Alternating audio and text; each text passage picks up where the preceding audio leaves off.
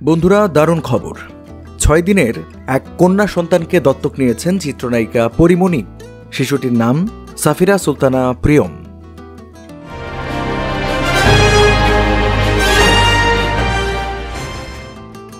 বৃহস্পতিবার মানে 9 মে বিষয়টি গণমাধ্যমকে নিশ্চিত করেছেন পরিমণি নিজেই। তিনি বলেন, ছেলের পরে মেয়ে, কি যে আনন্দ। পৃথিবীতে আসার 6 দিন হলো ওর।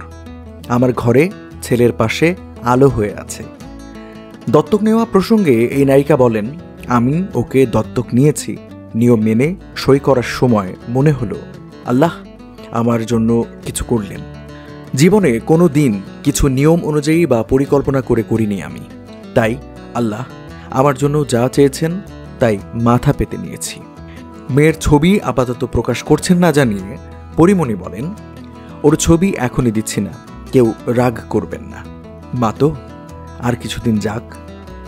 পরিমণি যে 6 দিনের কন্যা সন্তানকে দত্তক নিয়েছেন এ বিষয়ে আরও কিছু তথ্য জানিয়ে রাখি আপনাদের।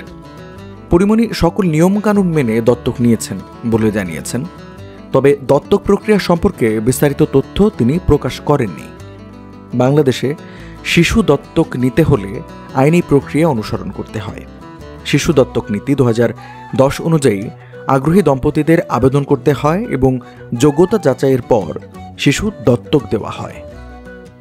ঢাকাই ছবির এই নায়িকা গুনিন ছবির সেটে অভিনেতা শরীফুল রাজকে বিয়ে করেছিলেন। এরপর 2022 সালের 10 আগস্ট শাহিম মোহাম্মদ রাজ্য নামে এক পুত্র সন্তানের জন্ম দেন তিনি। তবে বিয়ে বিচ্ছেদের পর এখন কাজ ও সন্তান নিয়ে ব্যস্ত সময় কাটছে পরিমণির। পরিমণির এই সন্তান দত্তক নেওয়ার সিদ্ধান্তকে অনেকেই প্রশংসা করেছেন। অনেকে মনে করছেন তিনি একটি অনাথ শিশুকে আশ্রয় দিয়ে মহৎ কাজ করেছেন।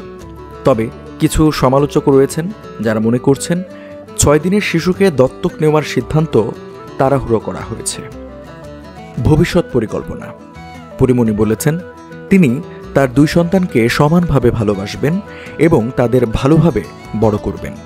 তিনি আশা করেন তারা ভালো মানুষ হয়ে উঠবে। ভিডিওটি কেমন লাগলো তা কমেন্টের মাধ্যমে জানাবেন। আর এ ধরনের ভিডিও নিয়মিত পেতে ইফতেখারস ভয়েস চ্যানেলটি সাবস্ক্রাইব করে আমাদের সঙ্গেই থাকুন।